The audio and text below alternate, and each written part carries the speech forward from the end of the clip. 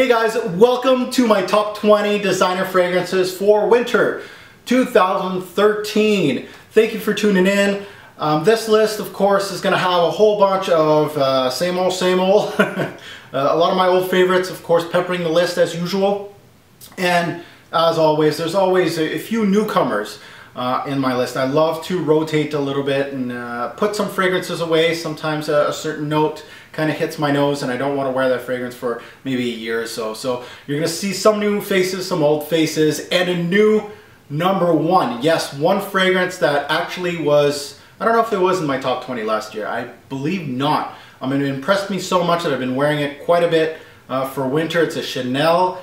So keep it tuned in. Let's get into it. At number 20, it's from the house of Guerlain. Now this fragrance, geez, this fragrance, guys, it's a love-hate relationship with this guy right here. It's in my top 20. Sometimes it just falls right the hell out. This guy right here, you guys know it. Lige, or L'instant de Guerlain Eau Extrême. This fragrance, guys, again, love-hate. There's hopefully going to be a review on this one on my channel. It's slated for season 15. We'll see if I can get to it, but I'm hoping for a review, full-fledged review on this fragrance. This next month, I think March would probably be where it's going to be slated. I can't wait to review that one. Don't expect glaring marks for Lige from me. You guys know I'm love-hate with this guy. So Lige is a patchouli cocoa-based fragrance. Now, it's a close cousin to Amen. This fragrance definitely not for just everybody. If you don't like patchouli, you won't like this fragrance. It has a lot of it, just like Angelman. If you don't like Angelman, you probably won't like this. I prefer Angelman just because it's a little more to it. This one, not as much. And it's weird that they're close cousins, and I'm not a huge fan of this, but I'm a huge fan of Amen.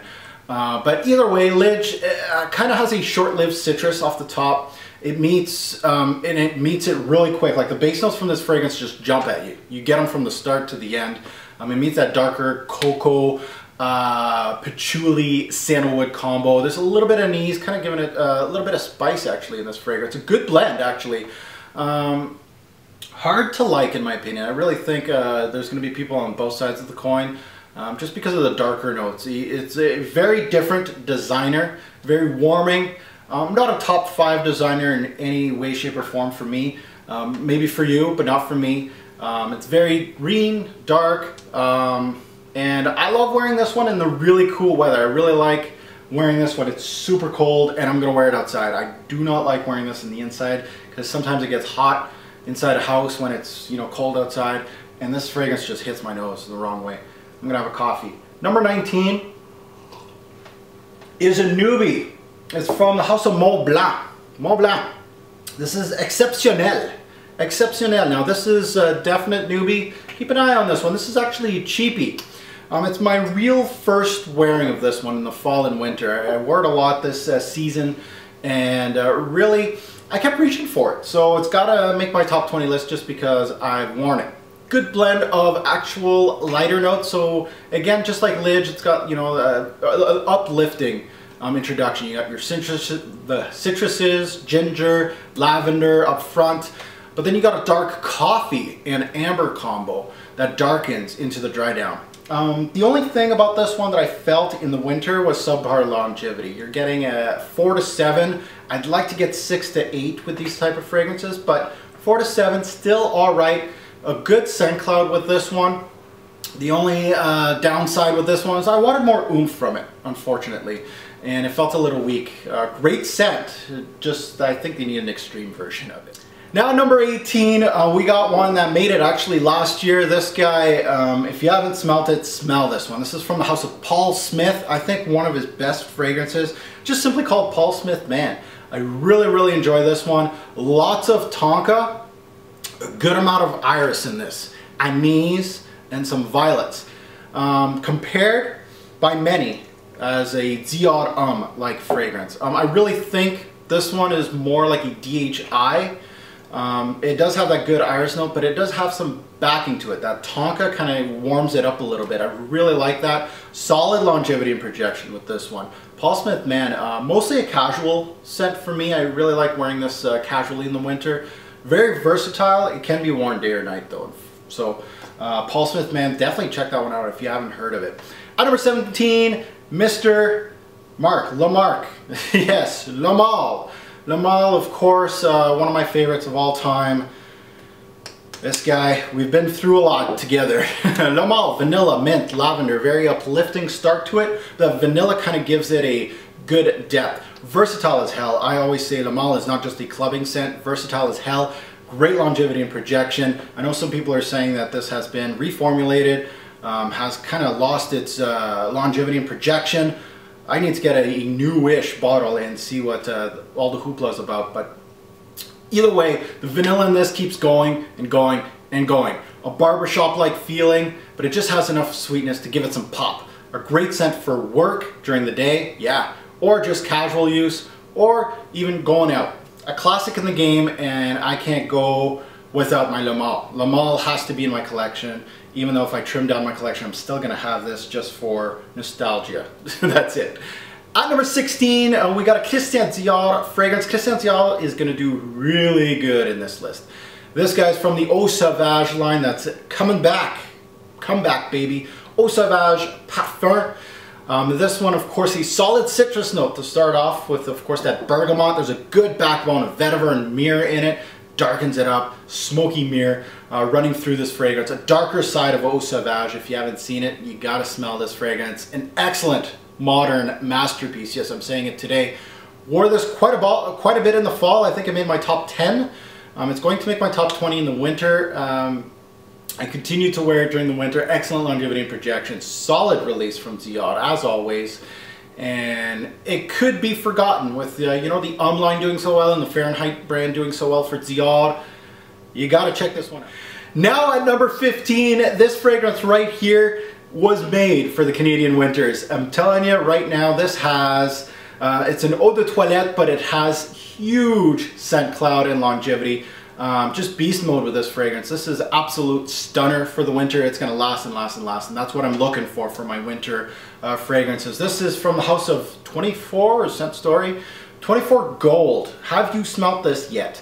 The price on this is absolutely gorgeous. A good price, good bang for your buck. 24 Gold is very much a sweet ambery fragrance. The amber is so resinous, it almost comes off candied to me. A good amount of vanilla, woods, and some well-hidden florals in this fragrance. Really, really nice. Excellent longevity and projection, of course. This thing's beast mode. Best for the cool weather. When you got snow on the ground like I do in Canada for so many months, this thing is absolutely gorgeous. Really great in these winters for night out of the town. I really like wearing this during the nighttime out.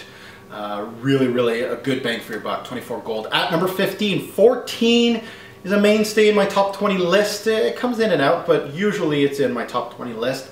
This is, of course, from the house of YSL Yves Saint Laurent, and this is M7. Now, have you smelled this already? M7, what a gorgeous fragrance. Again, same thing as 24 Gold. This thing just embraces the cool weather. You got snow on the ground, this thing is going to do great on your skin. Cherry, soft oud, amber, kind of a powdery like feel to this fragrance. Great in the winter, great in the winter. Very solid longevity and projection as usual. Usually wear this casually during the nighttime. I like just if I'm going out, I'm gonna wear M7. At number 14. Now at number 13, M12, it's the Fahrenheit brothers. Yes, I love the Fahrenheit brand, that is no secret. I absolutely love when Dior releases a new Fahrenheit flanker. I just jump on that stuff like it's candy. I just love the original fragrance so much. These two, it was hard to pick which one was going to be ahead of the other because I've worn them basically the same amount this winter, but I love them both and I kept reaching for both of them. So at number 13, it's actually the recently discontinued. I just heard from Dior that Fahrenheit Absolute is going to get axed from the brand. It actually has already been axed from the brand. Fahrenheit Absolute at number 13. Get it while you can at a great rate. I know when people are going to be looking for it a couple of years later on eBay, this thing's going to be 150 to 200 bucks. Yeah, maybe. We'll see. Fahrenheit Absolute. Now, this one has a small backbone of the original. Not too much, but it's much darker than the original. That's what I love about it during the winter. Incense-like mirror, very smoky, very dark, and it has oud in this fragrance too. Really, really dark. Great longevity and projection. I wear it usually out during the night, mostly. Beautiful dark mix of notes. And what the fuck, Dior, basically. Why would you discontinue this fragrance, to be honest? This is I'm guessing the sales weren't as great as we all think they would be, but this one, if you can get your hands on it, do so. Go check out my review on it. I believe I gave it a 9 or a 10 out of 10 actually. This stuff is gorgeous at number 13. At number 12, it's his brother, the originator, Fahrenheit. God, I love this fragrance. This thing is versatile as hell, leathery, violet leaf, bit of like a petroleum kick to it. Solid projection and longevity. Fahrenheit always has great longevity and projection. I love that. Still edgy to this day, still modern to this day. If you can get even if you can get the current formulation of Fahrenheit, it's still good. A lot of people, you know, poo-poo on the new Fahrenheit. Yeah, it's a skeleton of the old self, but it's still great.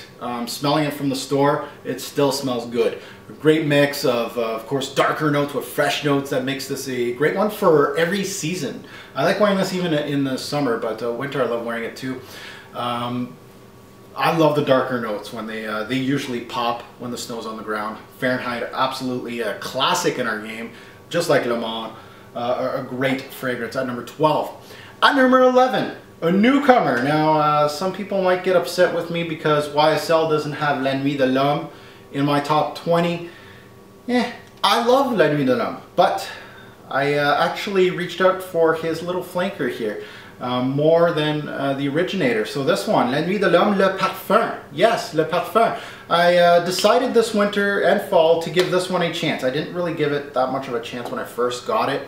Decided I'm going to give it a try this winter and fall, and I actually loved it. I actually kept wearing it. So La Nuit Parfum, in no way, shape, or form does this beat out the classic La Nuit. I love La Nuit, and the whole, what it gives me is absolutely gorgeous. But I gave this one a chance this winter, and I truly enjoyed it. It's got like a fruity beginning, almost like berries, a good hit of spice, mostly pepper. I felt like a black pepper hit here.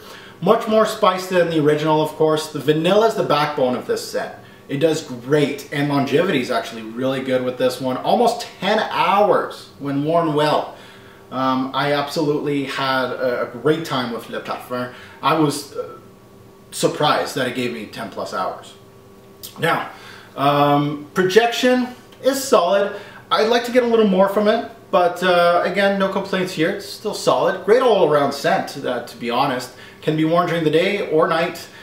Good casual use wear for the nighttime. I loved wearing this just around the house. And another note, I have my top 20 list on our dinner table here that I'm sitting, and I have my designer list, and I was just speaking with my wife. I was like, hey, this is, she's like, what list are you doing tomorrow? And I'm like, the top 20 designer, and this is my lists and my fragrances. She started smelling a few of them, because I got little strips of them just to remind me of the scent. And she picked this one, Le Parfum by La Nuit. Yeah, a huge shocker. I was like, really? That's what you're gonna pick? Yeah, she went for this one. She's like, this is my favorite on you, of course. That's how we met. But I made her smell like all the weird ones, like 24 Gold. She ruffled her nose to that one. M7, she thought it was okay. I gave her Mainstay de Guerlain. She's like, that one's okay too. But she really gravitated on La Nuit, which is weird, Le Parfum. So just a little dark horse information there on La Nuit Parfum. Now number 10. Number 10 is from the House of Bulgaria. This one has been actually out of my top 20s the past few years. I don't think I've put it in my top 20s since I first started on YouTube. And this is of course Black, the hockey puck of the Bulgaria house. Ooh, this one's good, guys. Unisex fragrance, yes. Tea, vanilla. The vanilla note pops. A nice little rubber note to give you a little bit of pop also on this one. Rubber note kind of gives you a little bit of pop in the winter. This one really, really simple composition from Bulgaria. Nothing crazy here, but a stunner. I love it. I know a lot of people like Midnight in Paris more than this one. Go check that one out. It's actually very, very good.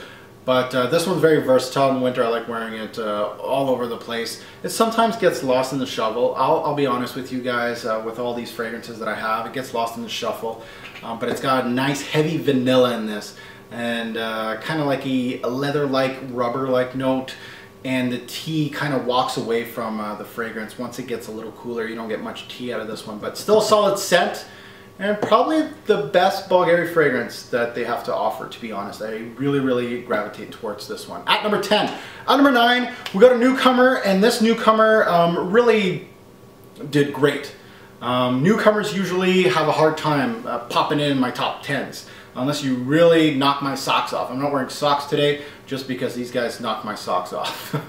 At number 9, it is a newbie, Michael Kors for Men.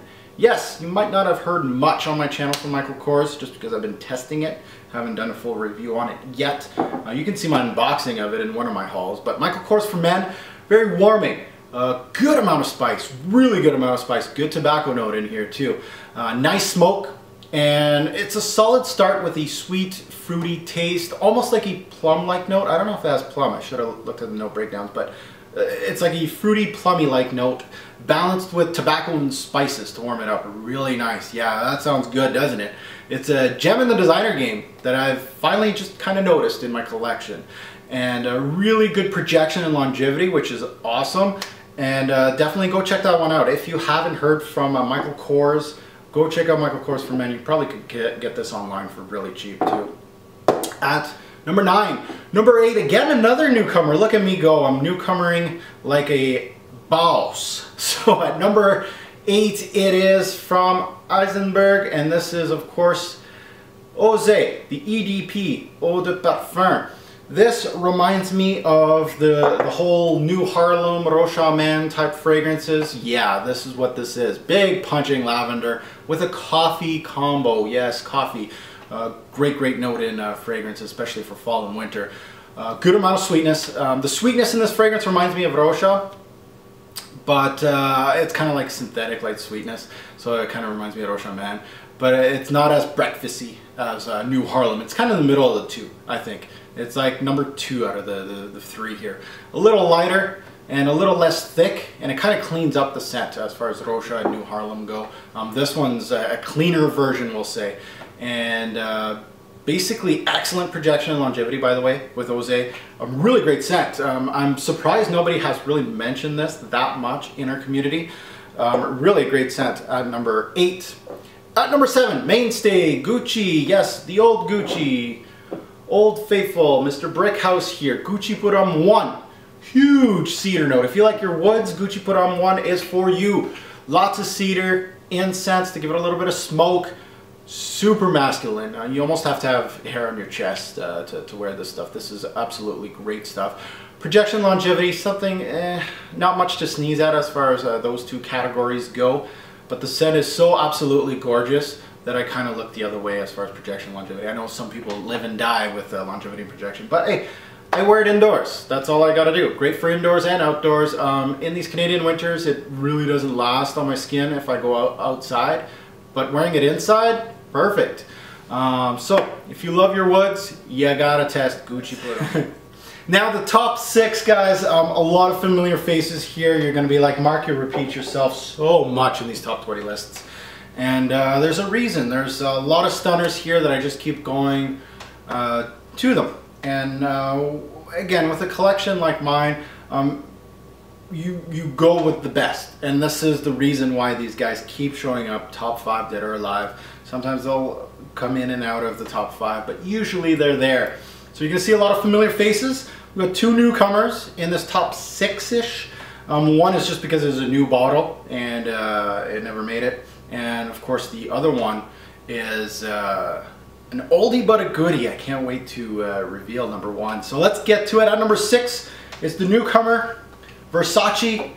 Versace, keep doing what you're doing here, because this one is absolute stunner. Again, made my fall list and made my winter list. At number 6, Versace Oud Noir. A good mix of oud, spices, woods, and leather. Dark and spicy. Loses a bit of edge here in the winter. I really felt like I wore it a lot this fall and winter just because it was my first time with it in the cool weather, and I really felt it did great in the fall, as you can see in my top 10 list.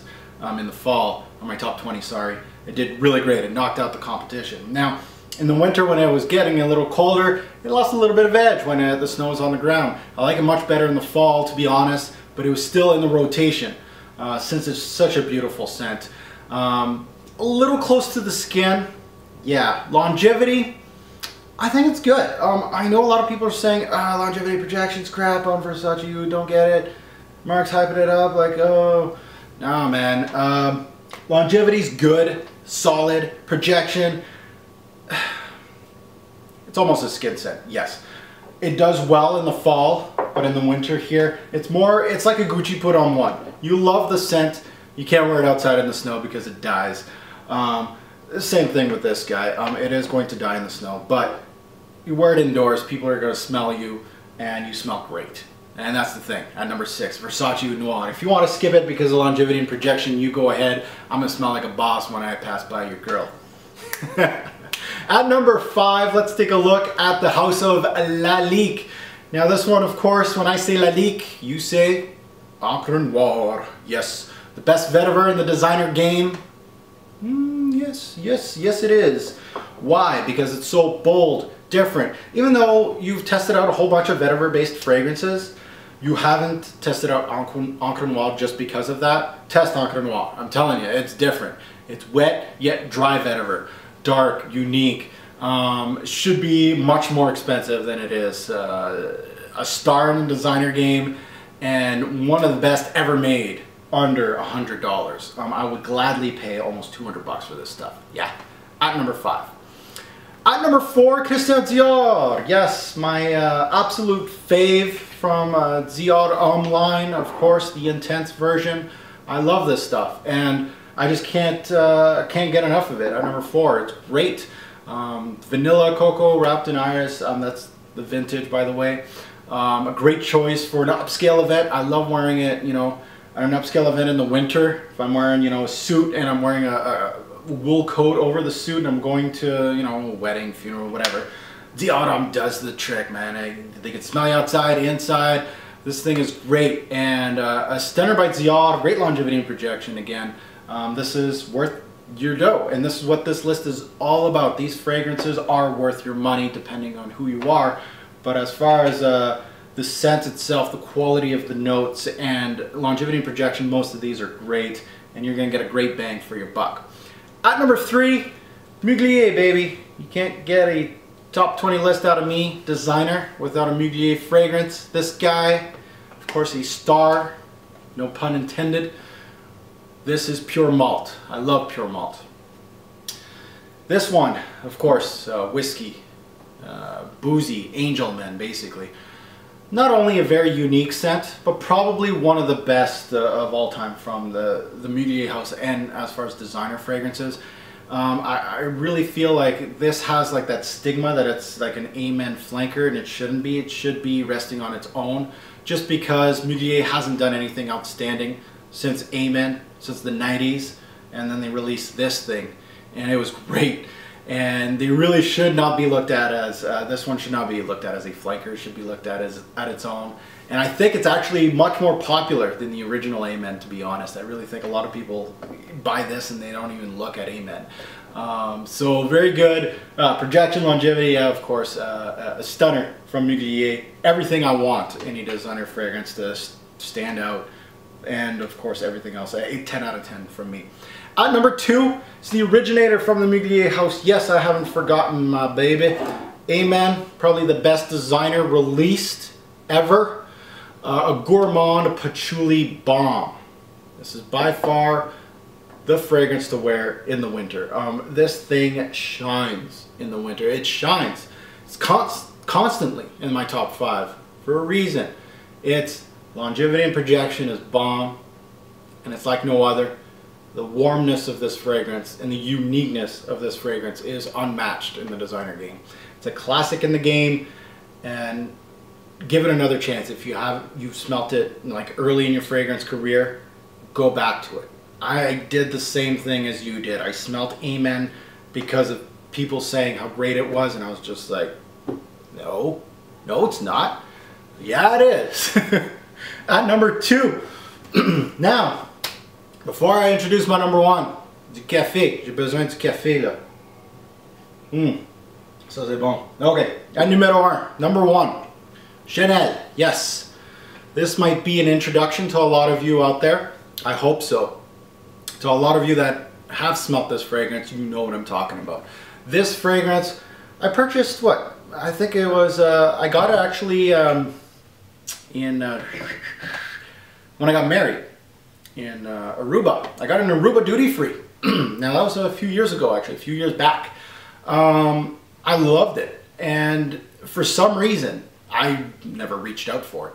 And now this year I've reached out for it, and I kept reaching and kept going and kept going. I think I went through like a fourth of this bottle already, and that's quite a feat. And I reached out for it more than Amen, and that's a huge feat by itself, because once I get home I want to wear Amen like a boss. So at number 1, let's introduce the old school Chanel's Chanel Antheus. Antheus is, yes, a 1981 baby from Chanel, an old school Chanel fragrance. Now, first and foremost, I gotta say, this has great longevity and projection. Really great as far as your bang for your buck. People are gonna smell you with this one. Really strong, almost knock people out kind of strong. It's a bold and unique fragrance. So for all the people that just started in the fragrance game and said, oh, this is Mark's new number 1, I'm going to blind buy this. No, don't do that. This is bold. It's unique and it's different. You might not like it. This is really great in the designer game. I'm surprised it's still selling today as far as designers go, just because it's completely opposite of what designers are selling today. It's fucking great. Probably the best Chanel in the men's section as far as winter scents go. Yeah, I absolutely love Chanel Allure Pour Homme, and this is not a diss to Chanel Allure, because I love that fragrance. Super versatile, great scent. Mostly geared for fall for me. This thing is absolutely bonkers. It's got that animalistic note that I love so much in fragrances. It's got a castoreum note in it, yes. Big bold patchouli note and labdanum note. Ooh, yes, that's sounding really, really dark, really nice. Chanels are known in the men's game, especially recently, and with the Allure line coming out up front and center in the men's section, as being really classy, high-end, really easy to wear, super versatile, you know, not too crazy, not you know, going left field with their fragrances. No, they're going super safe and everybody loves them and all this great stuff. This is the opposite of anything that you've smelt from Chanel. Forget all the allures, the super safe allures. This is totally different. It took me a long time to really appreciate Antheus. I know it made my top 100 designer list back last year. I think I did that video. But you can count me in now today as a Antheus fan. I love this fragrance at number 1 for designer winter. So next time you're at the Chanel counter, sniff it up. Just see what you get. All right, thanks for watching, YouTube. Have a good one.